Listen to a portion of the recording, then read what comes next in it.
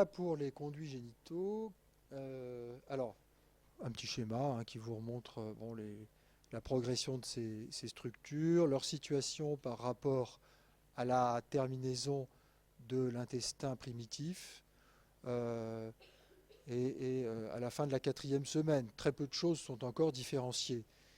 Euh, pour mémoire, donc la direction de la migration des gonocytes primordiaux, l'intestin primitif, au départ, donc, il se termine du côté caudal par ce cloaque, d'où part l'allantoïde à la partie antérieure.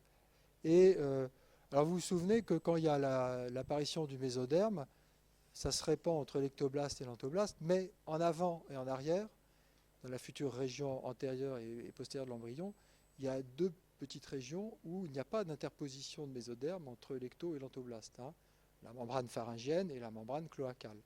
On retrouve là cette membrane cloacale qui donc clôt le cloaque, comme son nom l'indique. De l'autre côté, qu'est-ce qu'on trouve? Qu'est-ce qu'il y a comme... dans quel espace est-on?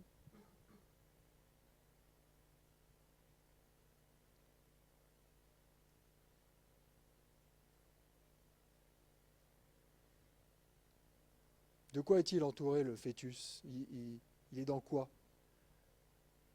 Comment? Non, personne. On est dans la cavité amniotique, hein. Je ne vous refais pas tout le détail, c'est un peu compliqué, hein, mais de la délimitation de l'embryon et la formation de la cavité amniotique. Mais bon, voilà, retenez que ultérieurement, hein, le fœtus, il fait pipi dans la cavité amniotique et, euh, et, et, euh, et le méconium éventuellement, qui est donc ce qui se trouve dans l'intestin avant la naissance, euh, peut se répandre dans la cavité amniotique. Parce que c'est ouvert, et c'est ouvert depuis longtemps. Parce que cette membrane cloacale, elle disparaît vers la 7e semaine, si je ne me trompe pas. Bref, euh, le, on est en communication là avec la cavité amniotique. D'accord? Alors, voilà, autre schéma, hein, le mésonéphros, avec une gonade, là, bon, les connexions urogénitales, ok, ça c'est encore, on dit que c'est indifférencié. Le canal de Wolff, qui se termine dans le sinus urogénital, et le trajet des canaux de Muller par rapport à ce canal de Wolff. Et voilà quelque chose qui n'est pas un schéma, mais une vue réelle un petit peu colorée, qui vous montre donc les deux canaux avec les gonades en marron.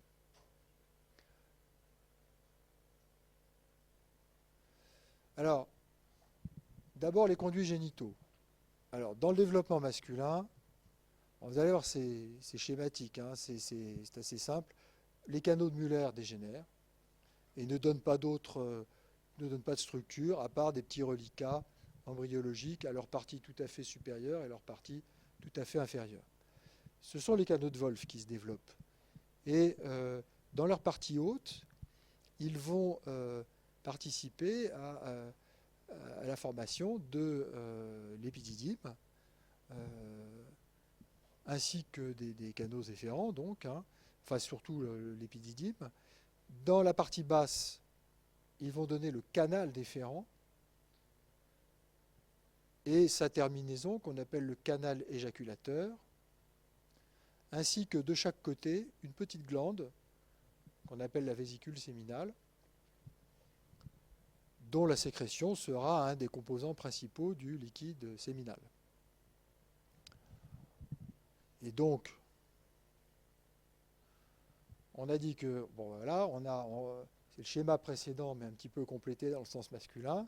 On a une gonade qui s'est différenciée en testicules, arrêté testis, des canaux efférents, un canal de Muller qui ne laisse que des vestiges, et un canal de Wolff qui se développe de façon très importante pour donner l'épididyme. Je vous rappelle que l'épididyme chez l'homme adulte, ça mesure 6 à 7 mètres de long. Et donc c'est à partir de ce canal de Wolff.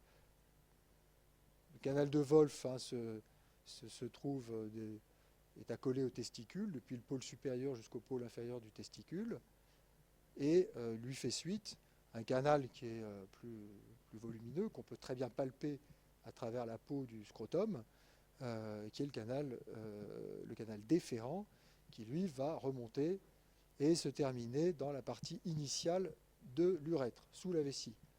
On n'en est pas encore là, et ce schéma, de toute façon, n'est qu'un schéma. Donc là, ça a l'air de descendre, mais déjà, vous pouvez retenir que le canal déférent, il remonte. Mais pour ça, il faut que le testicule soit descendu, ce qu'il n'a pas encore fait. Et donc, voilà ce qui vous montre, une vue qui vous montre donc, les deux testicules, un canal de Wolf, là, qu'on voit très bien, et qui vient donc, vous voyez, qui vient se terminer, là, on ne voit plus la fin, parce qu'il passe derrière la vessie, sous la vessie, et va se terminer dans la portion initiale de l'urètre. La vessie est en formation, là, à partir de la partie supérieure du sinus urogénital. On est à la 9e semaine chez l'homme. Voilà. Bon. Alors, chez la femme, dans le développement féminin, c'est le contraire. Et c'est le canal de Wolf qui disparaît. Alors en fait, c'est des structures très ténues. Au départ, c'est des tout petits canaux avec une paroi formée d'une couche de cellules. Le canal de Wolf donc disparaît, et on va voir pourquoi, et le canal de Müller se développe pour donner dans sa partie supérieure crâniale le pavillon de la trompe, dans sa partie moyenne la trompe, et dans sa partie caudale, il va fusionner avec son homologue pour former l'utérus et la partie supérieure du vagin. Notez bien que de la même façon que dans la gonade, dans l'ovaire, les follicules sont restés près de la surface, près de l'épithélium célomique, alors qu'ils s'en étaient isolés dans le testicule, le tissu testiculaire. Là, on a un canal qui reste ouvert sur la cavité péritonéale, puisqu'il est né d'une invagination de l'épithélium célomique. C'est donc un prolongement de la cavité célomique, et il va rester ouvert. Donc la trompe est ouverte sur la cavité péritonéale. C'est pour ça que quand on fait une hystérographie, qui consiste à injecter un produit de contraste dans l'utérus pour voir la cavité, et puis ensuite suivre le passage de ce produit de contraste dans les trompes pour voir si elles ne sont pas bouchées, la fin de l'examen, c'est de voir le passage dans la cavité péritonéale de ce produit de contraste. La trompe est ouverte sur la cavité péritonéale. Et vous voyez que ce n'est pas du tout à fait le contraire de ce qui se passe dans le développement masculin. Bon, ça, c'est pas très intéressant. Voilà, donc dans le cas du développement ovarien, eh bien, on a donc un ovaire et le canal de Wolf qui régresse, et c'est le canal de Müller qui persiste. Et les portions caudales, là, sont encore séparées, mais vont ensuite fusionner pour former l'utérus, proprement dit. Et là, on le voit. On voit un petit peu par le dessus la partie supérieure du corps utérin, et ici les deux trompes qu'on suit pour celle-ci jusqu'à sa partie ampulaire, et c'est donc l'aspect qu'on aurait à 11 semaines dans l'espèce humaine. Alors là, l'ovaire, il est là. Bon, normalement, il est coiffé par le pavillon de la trompe, qui l'entoure en partie. Et c'est cette disposition, ainsi que les fluides liquides qui sont entretenus, qui permet qu'en général, l'ovocyte qui est libéré lors de l'ovulation n'aille pas s'égarer dans la cavité péritonéale, mais soit aspiré dans la trompe. Voilà. Alors là, ils ont coupé un ovaire pour voir. On peut y retourner pour. Bon, on voit pas. On devine quand même hein, la différence entre ici le cortex et ici la médulaire. Hein. Vous voyez que l'aspect n'est pas tout à fait le même.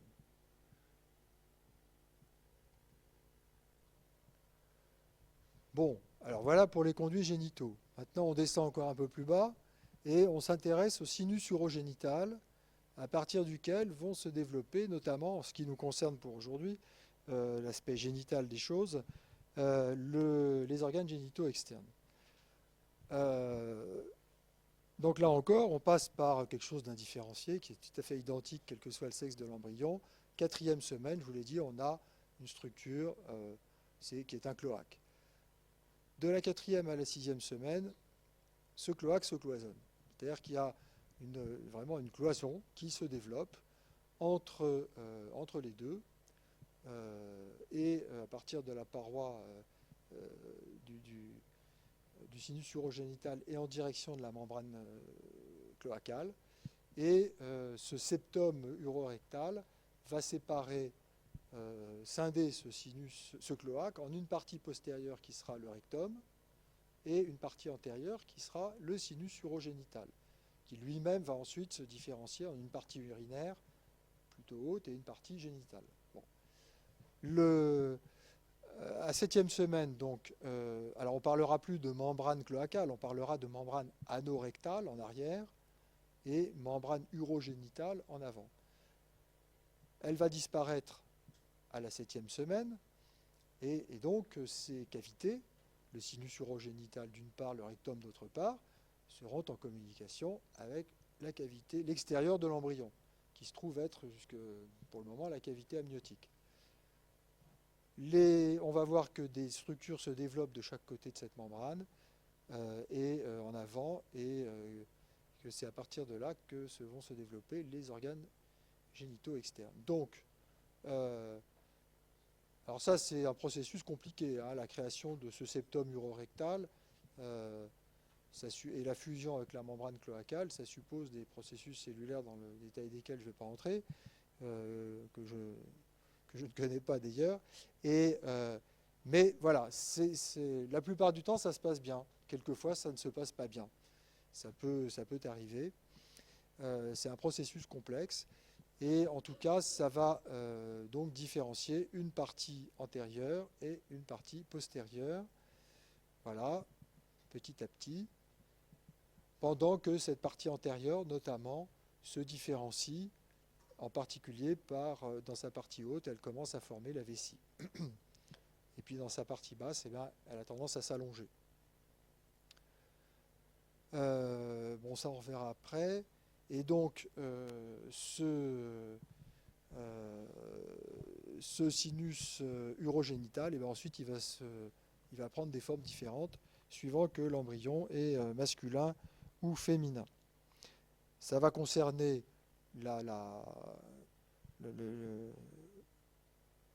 ça va se manifester surtout au niveau de ces plis et de ces bourrelets qui bordent en fait la gouttière urogénitale qui deviennent gouttières quand la membrane urogénitale a disparu. Dans la différenciation masculine, ce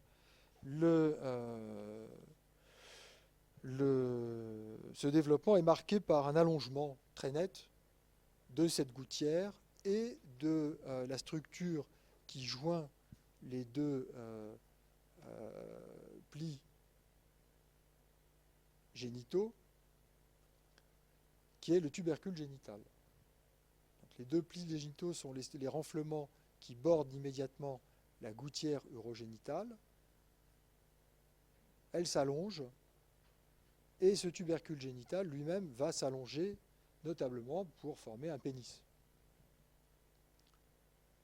Voilà, vous avez ici une coupe transversale qui correspond donc à une coupe dans ce sens-là, où vous voyez le sinus, la membrane urogénitale, les plis génitaux et les bourrelets génitaux. D'accord ? Et donc, voilà, le tubercule génital, les plis génitaux, les bourrelets génitaux. Ici, c'est la membrane anale. même chose.